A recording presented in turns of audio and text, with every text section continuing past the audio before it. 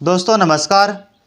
आज हम आपको जानकारी देंगे और बताएंगे इंड्रोफ्लोक्सासिन एंटीबायोटिक इंजेक्शन के बारे में, यानी जिसको हम फ्लोक्सोडिन भी बोलते हैं। इंड्रोफ्लोक्सासिन एंटीबायोटिक बहुत ही शानदार एंटीबायोटिक है और इसका उपयोग वेटनरी में बहुत ही यातायात किया जाता है। इसकी जानकारी बताने से पहले आप हमारे चैनल पर नए हैं तो हमारे चैनल को सब्सक्राइब कर लें। साथियों, हमारा जो इंड्रोफ्लोक्सासिन एंटीबायोटिक इंजेक्शन है, यह क्या है कि पाउडर फॉर्म में नहीं आता है, यह 100 ml के वायल में आता है और यह बेहद सस्ता भी रहता है। इसके बजाय अगर आप दूसरे एंटीबायोटिक का प्रयोग करते हैं, जैसे आप DCR लगा देते हैं, मोक्सल लगाते हैं, इसके अलावा आप जो भी पाउडर फॉर्म का एंटीबायोटिक लगाते हैं उनकी प्राइसेस ज़्यादा होती है। लेकिन जो हमारा जो इंड्रोफ्लोक्सासिन एंटीबायोटिक इंजेक्शन है, इसकी प्राइस बहुत ही कम होती है और इसके प्राइस के साथ इसके काम करने की गुणवत्ता बहुत ही ज़्यादा होती है, यानी यह बहुत अच्छा काम करता है। अब बात करते हैं कि इसको हम किन किन बीमारियों पर लगा सकते हैं और इसकी डोज रेट क्या है। तो साथियों, बीमारियों में सर्वप्रथम आपको जहाँ कहीं भी टेम्परेचर मिले, पशुओं में आपको टेम्परेचर देखने को मिले पशु का, तो उस डिजीज़ में आप इस इंजेक्शन का उपयोग करेंगे तो आपको बहुत ही शानदार रिजल्ट मिलेगा। आप वहाँ पर अदरवाइज दूसरा एंटीबायोटिक न लगाकर केवल इंड्रोफ्लोक्सासिन एंटीबायोटिक लगाते हैं तो आपका रिजल्ट वहाँ पर बढ़ जाता है। क्योंकि साथियों, होता क्या है कि इंड्रोफ्लोक्सासिन पशु की बॉडी में 3 दिन तक रहता है, यानी यह लॉन्ग एंटीबायोटिक है। अगर आप वहाँ पर DCR लगाते हैं तो वह 12 घंटे में पशु की बॉडी से निकल जाता है और वह किसी बैक्टीरिया को किल करने में वहाँ पर थोड़ा कमज़ोर हो सकता है। लेकिन अगर आप यहाँ पर इंड्रोफ्लोक्सासिन का उपयोग करते हैं तो आपका रिजल्ट भी यहाँ पर बढ़ जाता है। तो रही बात बुखार, तो आप इससे बिल्कुल ही ठीक कर सकते हैं। लेकिन एक बात और है, आपने कहीं इंड्रोफ्लोक्सासिन को दस्त में लगाते हुए शायद ही नहीं सुना होगा, लेकिन मैं मेरे तजुर्बे से कहता हूँ, मैं दस्त में न तो सल्फाडिविंडिन लगाता हूँ और न ही कोई इंजेक्शन लगाता हूँ। मैं पशु की दस्त में या बकरियों की दस्त में केवल और केवल इंड्रोफ्लोक्सासिन ही लगाता हूँ, यानी फ्लोक्सोडिन ही लगाता हूँ। साथियों, कोई सी भी दस्त हो, अगर पशु को दस्त हो रही है, खासकर बकरियों की, साथियों अगर बकरी की दस्त में आप इंड्रोफ्लोक्सासिन लगाते हैं तो बहुत ही शानदार रिजल्ट देखने को मिलता है। आपको वहाँ पर टेबलेट देने की भी ज़रूरत नहीं पड़ती है, ना तो आपको वहाँ पर टेबलेट देने की ज़रूरत है, ना आपको वहाँ को और कुछ अलग से देने की ज़रूरत ही नहीं पड़ती है। आप जब इंड्रोफ्लोक्सासिन लगा देते हैं तो पशु की दस्त एकदम से ठीक हो जाती है। हम तो यही लगाते हैं, किसी भी बकरी को दस्त हो तो हम बस इंड्रोफ्लोक्सासिन ही लगाते हैं, इससे ही, क्योंकि इससे ही ठीक हो जाता है और यह लगाने में भी अच्छा रहता है। तो साथियों, दस्त में भी इसका बहुत शानदार रिजल्ट आता है। और रही बात, अगर पशु के कहीं घाव में कीड़े पड़ गए हैं या मैगट लग गए हैं, कहीं घाव हो गया पशु के और उस घाव में मैगट लग गए, तो साथियों अगर मैगट की स्थिति में आप यह इंड्रो एंटीबायोटिक लगाते हैं तो ये मैगट को मारने का भी काम करती है। यानी इंड्रोफ्लोक्सासिन एंटीबायोटिक एक ऐसा इंजेक्शन है जो हर तरह की बीमारी में कार्य करता है।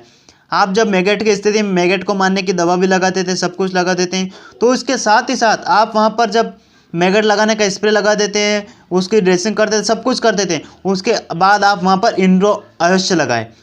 यानी इंड्रोफ्लोक्सासिन एंटीबायोटिक आप वहाँ पर जरूर लगाएं, क्योंकि इससे क्या होता है, यह लॉन्ग एक्टिंग काम करता है और यह फिर वहाँ से दोबारा मैगट उत्पन्न ना हो यह कार्य करता है। यह वहाँ पर उस बैक्टीरिया को पूरी तरीके से इन्फेक्शन को किल कर देता है और वहाँ पर दूसरी बार फिर कीड़े लगना या मैगट लगना वहाँ पर बंद हो जाते हैं। तो इसमें भी इसका बहुत ही अच्छा रिजल्ट देखने को मिलता है।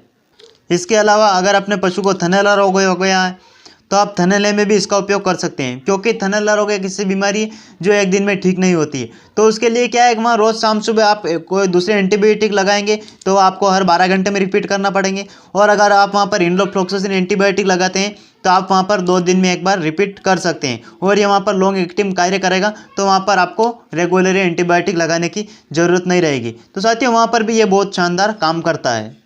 साथियों, यूँ बोले तो इस इंजेक्शन को आप कोई सी भी डिजीज़ में जहाँ पर आप एंटीबायोटिक लगाने का सोचते हैं, उस जगह पर आप इंड्रोफ्लोक्सासिन को लगाएं तो बहुत ही शानदार रिजल्ट आता है। और रही बात इस इंजेक्शन की सबसे शानदार खासियत यह है कि यह प्रेगनेंसी सेफ है। आप अपने प्रेग्नेंट पशु को भी लगा सकते हैं।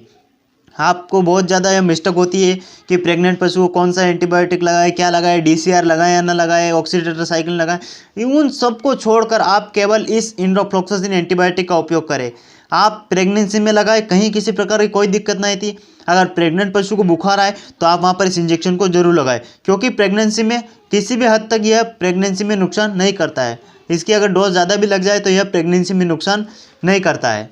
तो साथियों, यह प्रेगनेंसी पूरी तरीके से सेफ है। प्रेग्नेंट पशु का आप बेझिझक होकर लगाएं। अब बात करते हैं इसकी डोज़ कि इसकी डोज़ आप कितनी कितनी अपने पशु को लगा सकते हैं। साथियों बकरियों में क्या है कि आप बकरियों में इसको 2 से 3 ml या 4 ml तक इंट्रामस्कुलरी लगा सकते हैं, क्योंकि यह पशुओं में ज़्यादा नुकसान नहीं करता है, इसलिए आप 2 से 3 ml तक बकरियों में आप इसको लगा सकते हैं इंट्रामस्कुलर। और रही बात आप कैटल की यानी पशुओं की, जैसे भैंस है, गाय है, इनमें अगर आप लगाना चाहें तो 10 से 15 ml आप इंट्रामस्कुलर लगा सकते हैं। और आप इस रोग की स्थिति में आप जो अगर बड़ी डिजीज़ है तो उस स्थिति में आप इसकी डोज को बढ़ाकर भी लगा सकते हैं, यह कोई नुकसान नहीं करता है। तो साथियों यह था हमारा वीडियो इंडोफ्लोक्सासिन के। तो साथियों आप हर बीमारी में आप इस इंडोफ्लोक्सासिन को लगा सकते हैं, कहीं किसी प्रकार की कोई दिक्कत नहीं आती और आप हर कंडीशन में इसको लगा सकते हैं। यह क्या है कि पशुओं में बिल्कुल भी नुकसान नहीं करता है। और क्या होता है कि अगर हम दूसरा एंटीबायोटिक लगाते हैं तो उससे क्या होता है कि एक तो पशु को दूध कम होता है, तो यह क्या है कि यह पशु का दूध भी कम नहीं करेगा। सबसे इसकी खास बात यह है कि यह पशु का दूध भी कम नहीं करेगा।